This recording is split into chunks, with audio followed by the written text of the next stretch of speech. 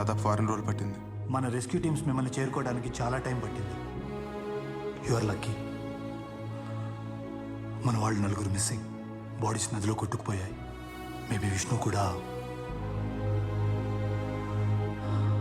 We have another bad news. Vishnu wife హైదరాబాద్లో చనిపోయారంట. సాయిబా చనిపోయిందా? ఎలా?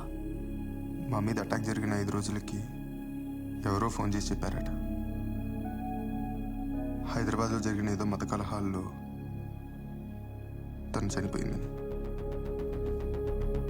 Last year Muharram జులూస్లో హైదరాబాద్లో జరిగాయి కదా.